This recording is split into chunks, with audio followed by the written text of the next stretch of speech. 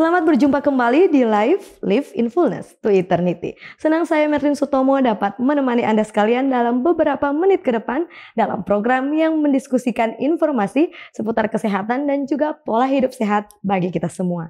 Dan topik yang akan kita bahas bersama pada saat ini yaitu sakit kepala akibat pola hidup buruk. Sakit kepala merupakan gejala yang umum dialami oleh orang dewasa. Nyeri pun dapat menyerang kapanpun, dimanapun. Tapi apakah sakit kepala dapat berujung fatal? Untuk itu telah hadir bersama kami di studio pada saat ini Dr. Parly Banjarnahor. Dr. Parly menamatkan diri sebagai medical doctor dari Manila Central University pada tahun 2012 silam. Dokter sempat mengawali pelayanannya di rumah sakit umum daerah dan beberapa puskesmas di Sulawesi Selatan. Dan akhirnya dokter dipercayakan untuk melayani sebagai dokter penanggung jawab unit gawat darurat di Rumah Sakit Advent Manado pada saat ini. Dan tiba saatnya kita untuk menyapa dokter di studio, Dr. Parly Banjarnahor. Halo Dr. Parly, apa kabarnya? Halo Ibu. Apa kabar nih dokter? Puji Tuhan, kabar baik. Ini kan di unit gawat darurat ya? Siap. Kesibukannya bagaimana? Seperti layaknya unit gawat darurat, kita akan menerima setiap pasien yang datang untuk pada awalnya. Baik dokter, nggak bisa ditolak ya dokter ya? Nggak bisa ditolak, apalagi dengan zaman yang era BPJS, kita harus siap menerima pasien. Sebelum pasien itu akan ditindaklanjut, apakah dia akan dirawat inap atau dipulangkan rawat jalan. Baik, luar biasa. Baik, kita akan segera memulaikan ya diskusi kita pada saat ini, tetapi kita akan membukanya dokter dengan doa. Saya akan pimpin kita di dalam doa. Siap. Sahabat Live, mari kita satu dalam doa. Ya Tuhan Bapa kami di surga, terpujilah ya Tuhan namamu. Pada saat ini ya Tuhan, kami datang merendahkan hati kami pada saat ini. Kami rindu ya Tuhan untuk belajar lebih banyak bagaimana agar kami dapat menjaga kesehatan kami. Agar kami dapat hidup layak di hadapan-Mu ya Tuhan. Ya Tuhan, pada saat ini kami rindu untuk khusus mendoakan narasumber kami pada saat ini, yaitu Dr. Parly Banjarnahor. Pimpin dia ya Tuhan, karuniai dia dengan hikmat-Mu, agar dapat berkata-kata hanya seturut dengan kehendak-Mu, agar kami semua ya Tuhan dapat diberkati. Ya Tuhan, kami serahkan seluruh rangkaian program kami pada saat ini dalam tangan-Mu. Kami berdoa di dalam nama Yesus. Amin. Baik dokter, kita akan break sejenak. Dan sahabat Live jangan kemana-mana, kami akan kembali setelah pesan-pesan yang satu ini. Tetap bersama kami di Live in Fullness to Eternity. Tahukah Anda, buah adalah sumber vitamin dan antioksidan alami yang dapat meningkatkan metabolisme tubuh. Sayur memperlancar buang air besar dan dapat menurunkan risiko terkena berbagai penyakit kronis. Selalu mengonsumsi air mineral untuk menjaga keseimbangan cairan tubuh. Berolahraga dengan teratur dapat membantu kita mengendalikan berat badan. Selalu beristirahat yang cukup agar tubuh tetap sehat dan bugar. Jangan lupa untuk selalu menyaksikan program live di YouTube channel Cornelius Media, Bridge to the Truth.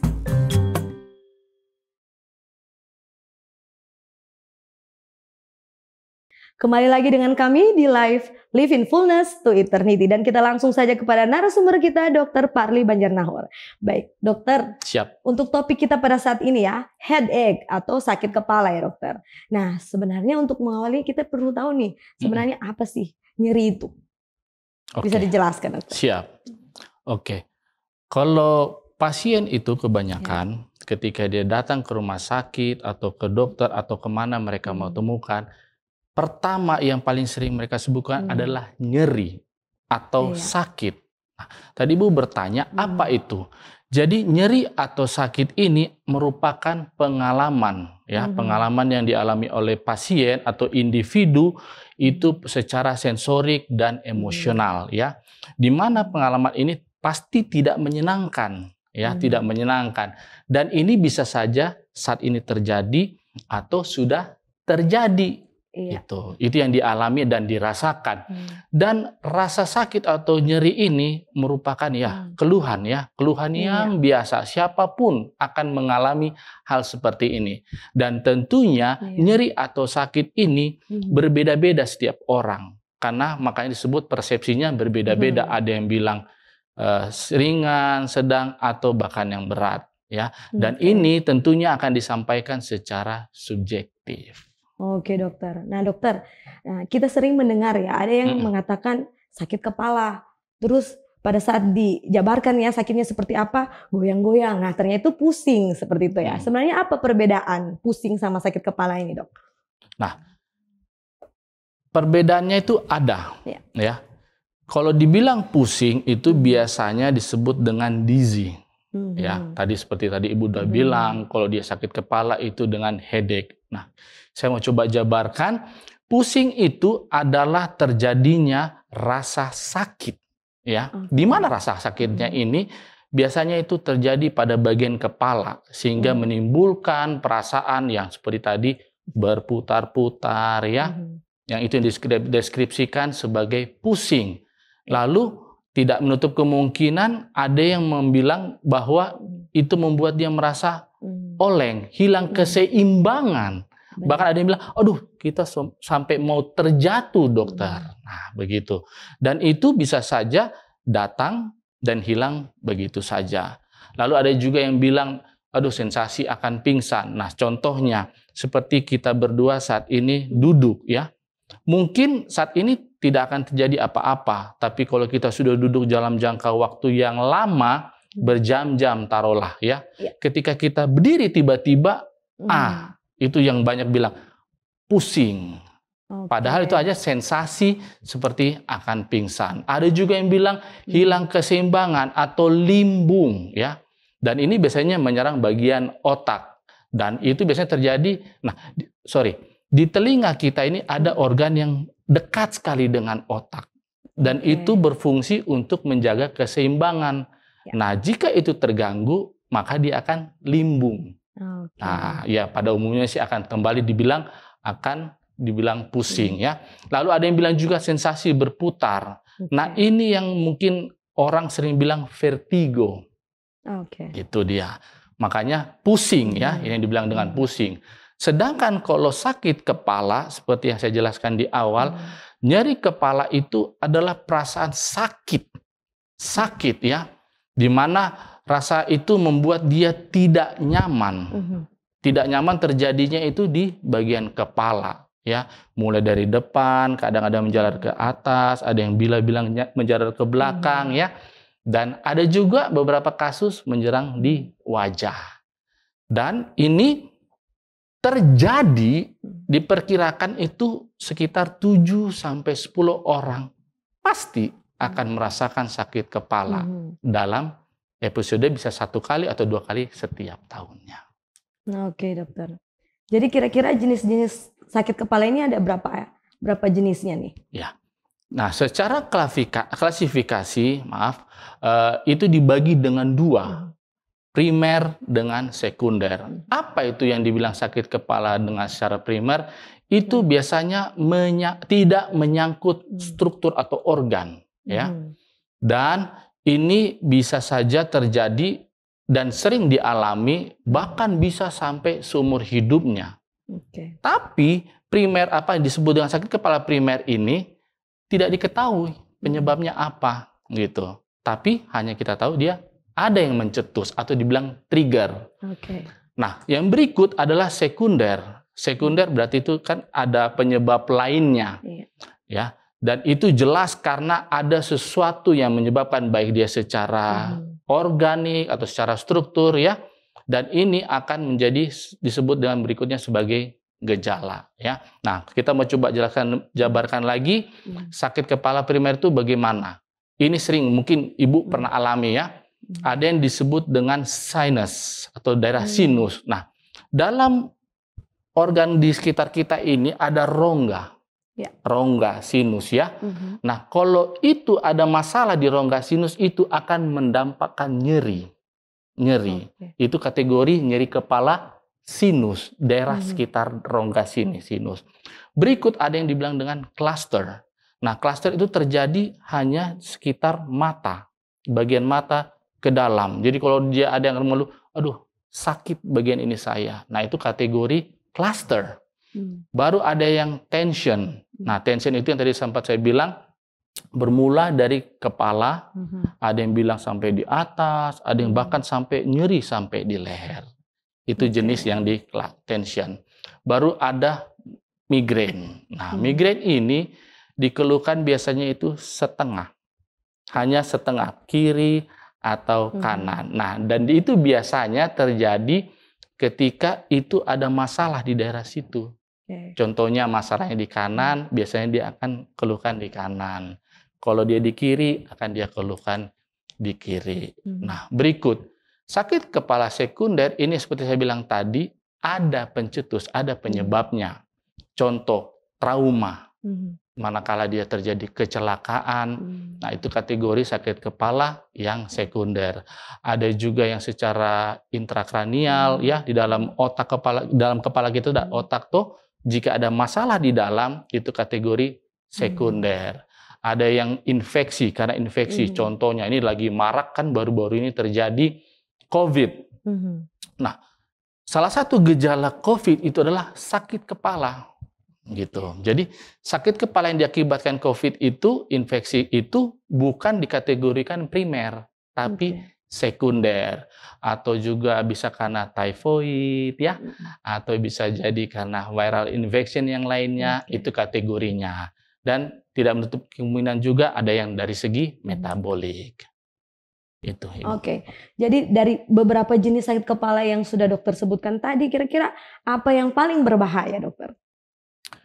Kalau dibilang berbahaya itu tergantung yang masuk di kategori sekunder, ya.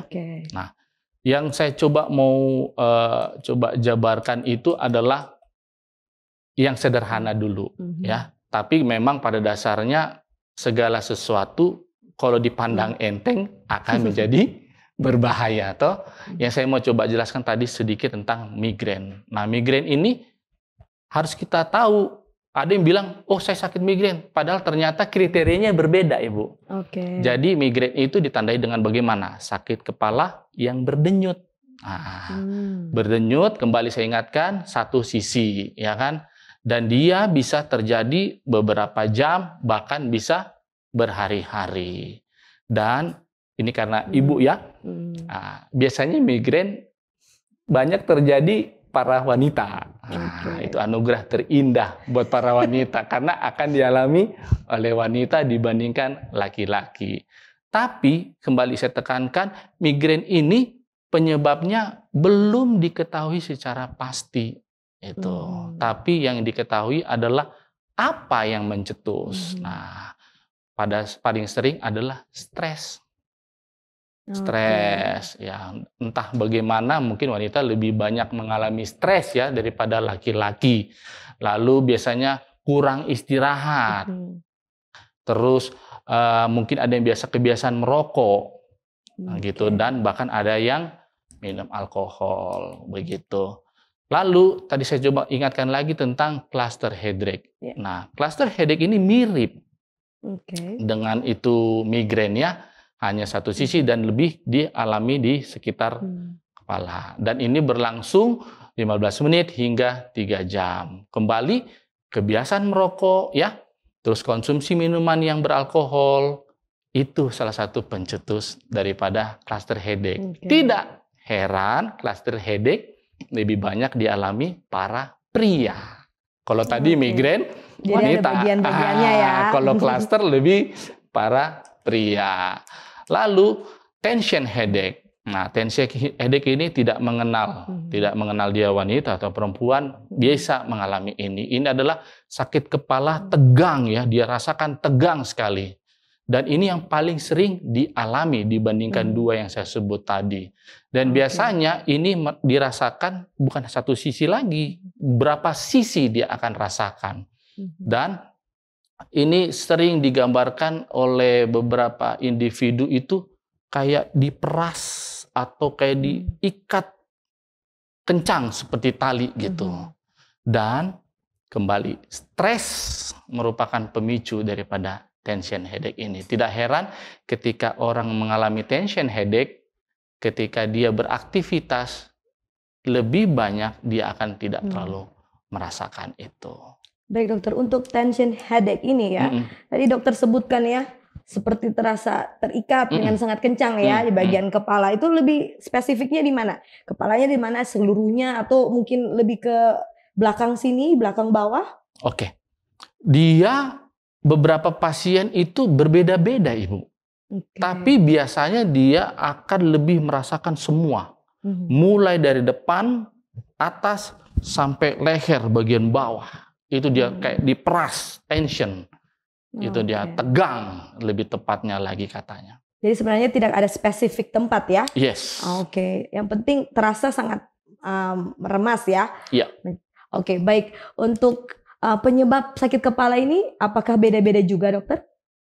Penyebab kebanyakan yang saya temukan itu pertama stres dan kebiasaan buruk. Kebiasaan buruk ini yang sering dipandang enteng oleh setiap individu. Pertama, kualitas tidur. Nah, itu dia. Karena stres, terus merokok gitu. Terus kebiasaan konsumsi obat dengan sembarangan. Begitu. Oke, apakah ada gejala penyerta selain sakit kepala biasanya? Penyerta banyak. Oke, apa aja? Banyak. Bisa saja dia gangguan penglihatan, gangguan saraf, begitu. Gangguan mungkin dia lemah ekstremitas ya, ekstremitas maksudnya kaki ya, dia susah untuk berjalan, ya begitu. Oke dokter, sebelum saya tutup sesi ini ya, saya ingin bertanya, kan ini jenisnya banyak-banyak ya dokter, ini dan itu banyak yang di kepala, terus ada tadi sinus ya di bagian kepala, itu apakah seseorang yang mengalami rasa nyeri itu, mereka bisa mengidentifikasi diri mereka, bahwa contoh ini, oh ini mata nih, ini sinus, apa bisa? Atau tidak bisa, harus diperiksakan? Kalau dia pertama kali datang, biasanya nggak bisa menjelaskan. Dia cuma bisa mendeskripsikan, makanya kita sebagai tenaga medis harus bertanya sedetail mungkin. Contohnya, oke ibu atau bapak, bagaimana sensasinya? Seperti diperaskah? Atau seperti tertusukkah? Atau berdenyut? Karena kata-kata itu akan menunjukkan klasifikasinya yang tadi bagaimana. Baru ketika mereka sudah sering alami itu, biasanya datang-datang itu sudah migrain. Padahal kita tanya keluhannya apa ibu? Migrain. Sudah langsung kata diagnosa yang dia sebutkan. Itu maksudnya bagaimana? Kenapa bisa begitu? Ada juga yang bilang, oh saya sudah pernah alami. Ada juga yang bilang, oh saya sudah browsing-browsing. Padahal secara spesifik dia belum tahu. Kecuali sudah sering. Nah, migrain dokter bilang tadi ya, di sebelah aja ya, entah kanan atau kiri. Nah, itu kata berdenyut identik ya. Nah, itu sebenarnya posisi berdenyut itu di bagian mana? Di pelipis kepala atau di bagian mana yang spesifiknya? Pada umumnya pasien akan mengeluhkan di daerah sekitar sini. Kalau dibilang spesifik sih, kalau menurut sepengalaman saya enggak. Mereka cuman bilang di kiri dok, di kanan dok, kayak begitu. Enggak mau dia bingung, mereka mau menjelaskan, pokoknya berat sebelah.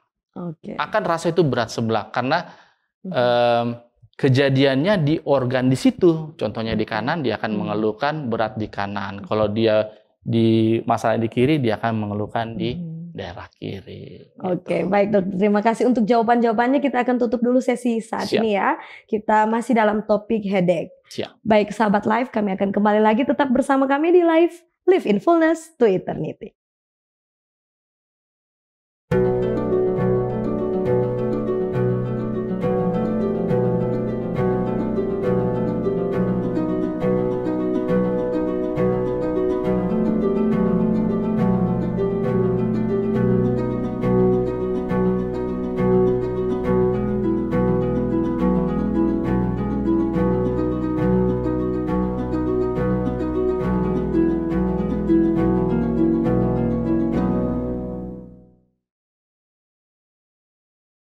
Terima kasih Anda masih setia bersama dengan kami di Live in Fullness to Eternity. Kita kembali kepada narasumber kita, Dr. Parli Banjarnahor. Baik dokter, pada saat ini kita sambung ya diskusi kita. Siap. Nah biasanya sakit kepala ini sering dianggap sebelah mata atau dianggap enteng ya oleh beberapa orang karena saking seringnya mungkin ya. Apakah akan berbahaya jika sakit kepala ini disepelekan dokter? Oke, terima kasih. Kalau menjawab pertanyaan itu, pertama, saya akan bilang itu berbahaya. Kenapa? Pertama, kalau si individu itu mengalami sakit kepala, tapi ada disertai masalah penglihatan. Contohnya, datang, dok, saya punya keluhan saat ini adalah sakit kepala. Oke, terus kalau sakit kepala bagaimana ibu, bapak? Apakah pandangannya bagus? Dia bilang itu, oh enggak, kita ada sedikit kabur. Dia bilang gitu. Atau nyeri di sekitar itu. Nah, itu kalau dipandang enteng seperti yang sebutan orang awam, berbahaya. Berarti sakit kepalanya itu ternyata disebabkan oleh masalah penglihatan. Nah, itu yang kami sebut dengan glaukoma. Ada terjadi peningkatan di bola mata. Nah, itu berbahaya. Pertama. Berikut, ketika individu itu mengeluhkan sakit kepala, tapi disertai ada mual, bahkan sampai ada yang muntah, ada yang bilang tambah pusing, berputar, ada juga bahkan sampai hilang kesadaran, berbahaya. Berarti itu tandanya ada sesuatu bermasalahan sudah masuk di intrakranial atau di dalam otak. Sudah mengganggu sampai dia terganggu, dia punya kesadaran. Ya kan? Kalau cuma sakit kepala biasa, tidak mungkin sampai begitu. Yang primer. Yang sekunder berarti sudah ada penyakit yang lain. Dan itu harus kita fokuskan. Ini kenapa masalah utamanya. Berikut, ada sakit kepala itu disertai demam. Atau ada juga yang sampai dibilang demam kaku di lehernya. Nah, berarti dia sudah ada infeksi. Tapi infeksinya ini kenapa ya dia punya leher bisa sampai kaku? Nah, berarti itu sudah ada permasalahan infeksi di otak. Nah, itu kalau kita biarkan atau diremehkan berbahaya. Tidak menutup kemungkinan ke arah yang lebih berbahaya. Berikut, sakit kepala disertai adanya keluhan di telinga. Berarti ada permasalahan di rongga telinga. Ada yang mengeluh juga sakit kepala di hidung juga permasalahan. Biasanya itu kalau yang influenza, ya toh, ketika dia lagi ada pilek, dia pasti terbawa itu sakit kepala. Oke, berikut ada yang masalah di tenggorokan. Tidak menutup kemungkinan ada infeksi juga di tenggorokan. Ya kan? Jadi kalau dia cuma bilang sekedar sakit kepala tapi dia tidak sebutkan atau dia tidak fokuskan di organ-organ yang tadi, nah, berarti percuma kita akan terapi dia punya sakit kepala tapi masalah utamanya tidak. Kembali bisa berbahaya. Terus sakit kepala, ketika kita tanya kenapa sakit kepalanya, ada riwayat terjatuh atau ada cedera, itu bisa memberikan dampak yang berbeda juga. Dan penanganannya juga akan berbeda. Lalu ada juga sakit kepala yang membuat si individu itu jadi kesulitan dalam beraktivitas sehari-hari. Bisa berbahaya juga. Ada juga yang sakit kepala tiba-tiba terbangun. Nah, itu semua yang tadi saya sebutkan itu berarti ada penyebab utamanya. Makanya dia dikategorikan sekunder. Ya. Ada yang menyebabkan, dan kalau itu cuma di sepintas lalu akan memberikan dampak yang berbahaya. Gitu. Oke, dokter. Nah, tadi dokter sebutkan yang ini, penyebabnya ini, tapi belum detail untuk dijelaskan. Mungkin apa sebenarnya penyebab utama dari sakit kepala yang apalagi yang berbahaya, dokter? Ya, itu yang saya tidak sebutkan dari segi penyakitnya ya. Ya, memang pada dasarnya ketika si individu datang ke seorang dokter, nah, seorang dokter itu diwajibkan untuk menanyakan sedetail mungkin. Karena dari situ kita bisa mengarahkan, oh, kita curiga masalah di sini, seperti tadi penglihatan. Akhirnya, oh, ini masalah di penglihatan berarti mata. Ya kan? Kalau itu dibiarkan bisa buta. Begitu. Ya kan? Kalau infeksi, contohnya dari infeksi ternyata dibiarkan bisa berdampak Contoh yang tadi saya jelaskan di leher kaku ya. Ya. Itu kita sebut diagnosanya paling sering adalah meningitis. Akhirnya membawa kepada kematian. Kan pasti berbahaya. Itu contohnya, Ibu. Baik dokter, nyambung nggak nih kalau misalkan sakit gigi terus sakit kepala? Nyambung nggak? Sering. Saya belum, dan itu terlewatkan mungkin ya, tapi sering kali sakit gigi ketika dia ada bermasalah sekali jadi sakit kepala. Baik dokter, nah kemudian apakah sakit kepala ini ada caranya untuk mencegah? Khususnya untuk sakit-sakit kepala yang mungkin tidak berat-berat amat ya dokter? Bisa dicegah, bisa dicegah. Itu tentunya kembali ya, kita coba, mungkin akan saya bahas dulu sedikit tentang penyebab aja dulu. Ya, siap. Karena kalau kita bilang cegah, tapi penyebabnya kita nggak tahu. Oke, silakan dokter. Ya. Nah, penyebab sakit kepala, saya mungkin di awal sudah sempat sebutkan, mungkin saja dia pertama karena kecapean ya. Lalu karena dia capek, akhirnya mau istirahat pun kurang, akhirnya dia kurang tidur, waktu tidurnya yang bagusnya itu berapa jam jadi cuma singkat ya. Dan itu akhirnya karena stres ya. Terus dia dari segi pola makan ya, makanan yang tidak sehat, sembarangan, makan tidak teratur waktunya, itu bisa berdampak. Tadi juga ada kategori sakit gigi ya. Terus bisa jadi mungkin karena dia punya riwayat tekanan darah tinggi ya. Mungkin ada infeksi dalam organ tubuh ya. Lalu mungkin bisa saja dia kurang asupan vitamin dan di mineral. Nah, ketika penyebab ini kita sudah analisa ya, akhirnya kita bisa masuk ke tahap pencegahan ya. Tapi saya coba ingin menyampaikan ada pena inspirasi ya. Ini saya ambil, saya pernah baca dari buku Petunjuk Diet dan Makanan ya. Sudah jelas ya, petunjuk diet dan makanan. Ternyata di dalam buku itu ditekankan akibat kegelojohan terhadap fisik. Nah, itu yang tadi saya sudah bilang, terlalu forsir. Akhirnya karena terlalu forsir, lupa istirahat, kurang tidur, akhirnya asupan oksigen dalam otak itu pun berkurang. Dan seringkali ketika orang itu kurang dan bahkan tidak bertarak ya dalam segi aktivitas, tidak menutup kemungkinan dia akan memiliki gejala ini, sakit kepala. Lalu dalam buku itu juga ada satu kutipan upah makan besar. Aduh, ini kalau dibilang upah makan besar, saya sendiri masih susah ya. Pada dasarnya kita sebagai manusia maunya makan yang enak. Makan yang enak. Maunya ada daging. Aduh, makan daging. Maunya ada ayam. Dan tidak menutup kemungkinan akhirnya fast food.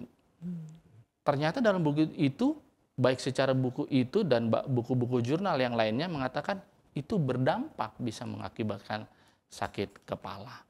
Lalu di dalam buku itu juga dibilang hamba selera. Nah, kalau bilang hamba selera ini ya itu yang tadi saya sudah sebutkan, kebiasaan-kebiasaan ya, vices.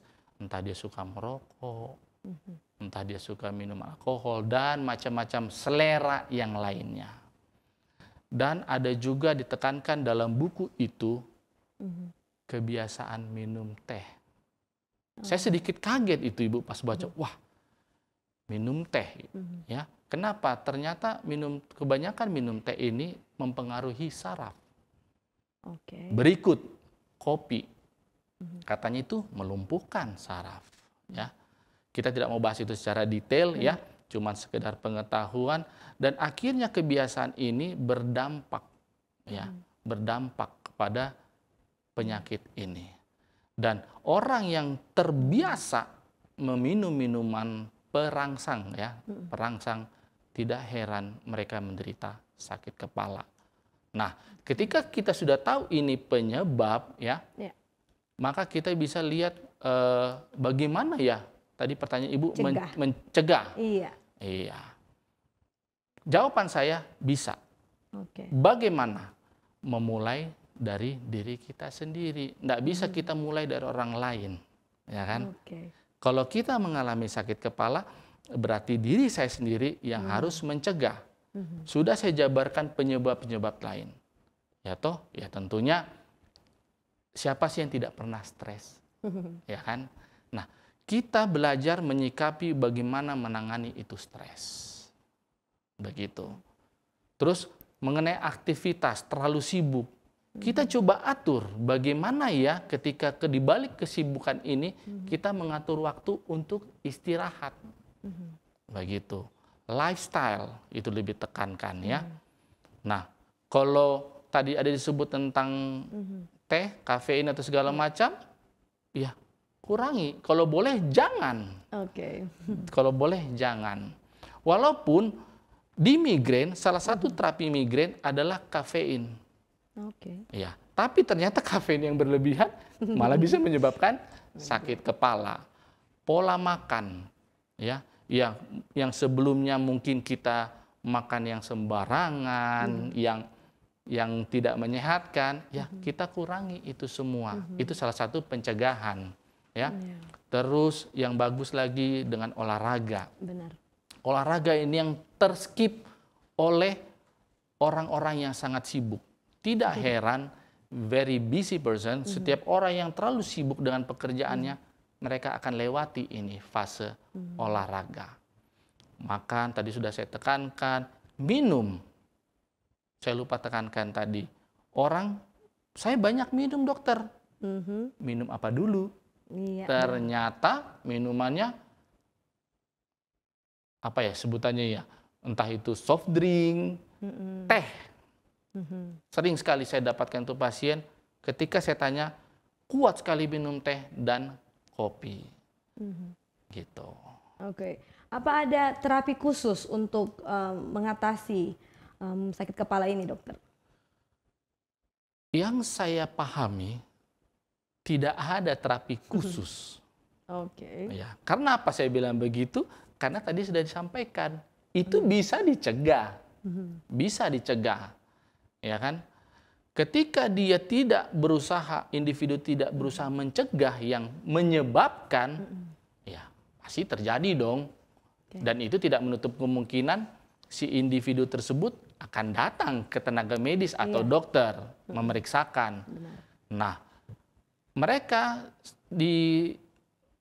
ketika datang ke dokter, ya layaknya seorang dokter toh, saya pernah loh Bu, sedikit sharing tentang pengalaman.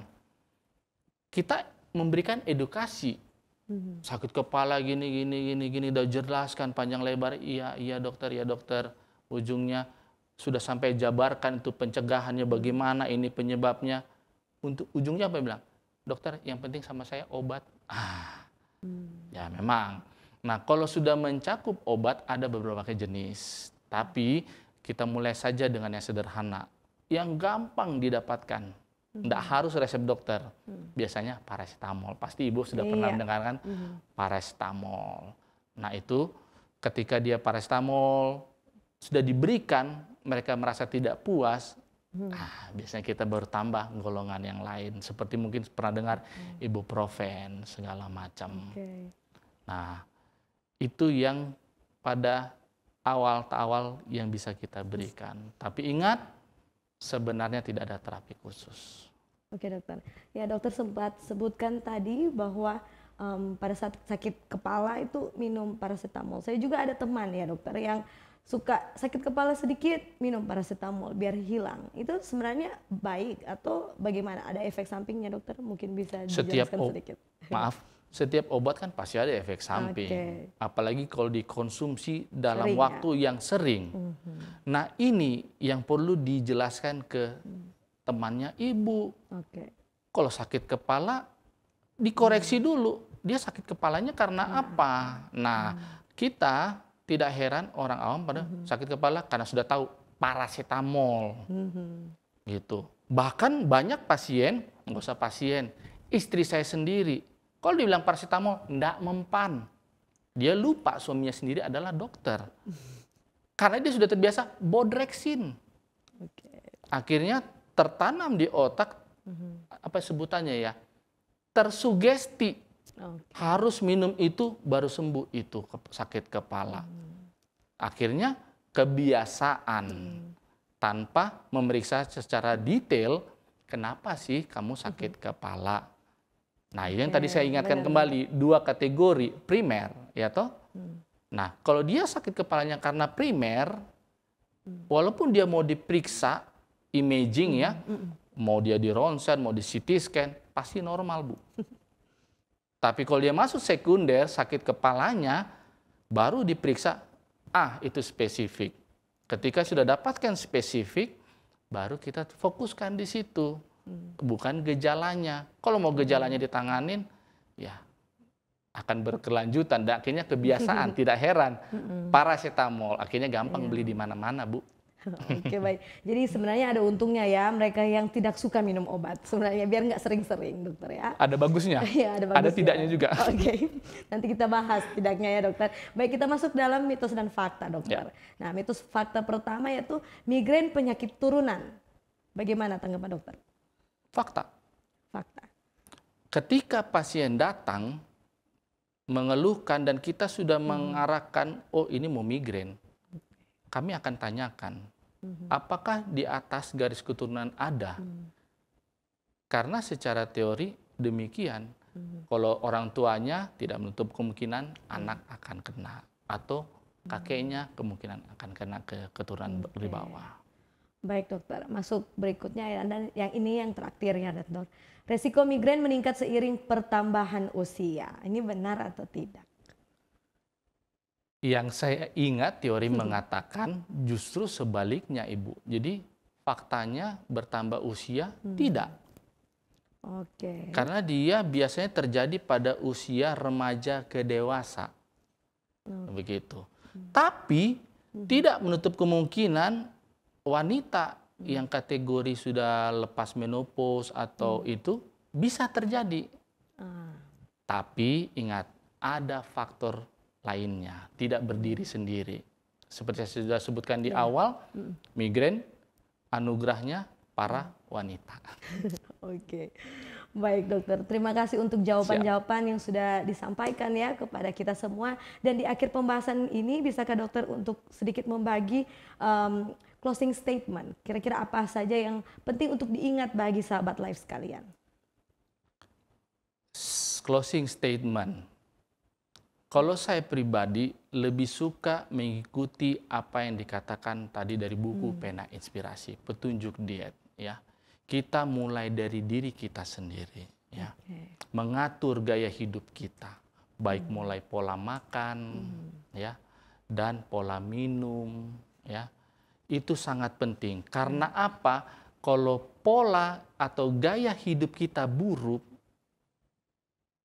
tidak menutup kemungkinan sakit kepala ini akan menjadi bagian hidup kita. Oke, baik, terima kasih dokter. Jadi simple aja ya, Simple. Kembali lagi kepada kehidupan sehat ya, kita harus tekankan. Baik dokter, kita akan segera menutup diskusi kita. Bisakah saya minta dokter untuk tutup kita di dalam doa dokter? Oke, mari kita berdoa. Ya Tuhan Allah kami yang bertahta dalam kerajaan sorga, dengan penuh kerendahan hati kami pada saat ini datang ke hadirat-Mu mengucap syukur untuk nafas kehidupan yang Kau berikan kepada kami hingga pada saat ini ya Tuhan. Kami bersyukur juga ya Tuhan pada kesempatan ini kami boleh diingatkan kembali betapa pentingnya menjaga pola hidup yang sehat. Ya.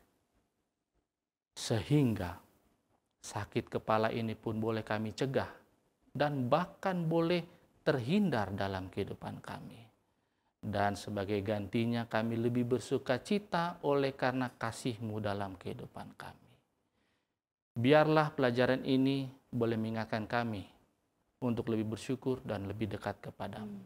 Dan bila mana ada dosa pelanggaran kami, ampunilah kami dan terima kami sebagaimana kami ada. Hanya dalam nama Yesus kami berdoa dan mengucap syukur. Amin. Amin.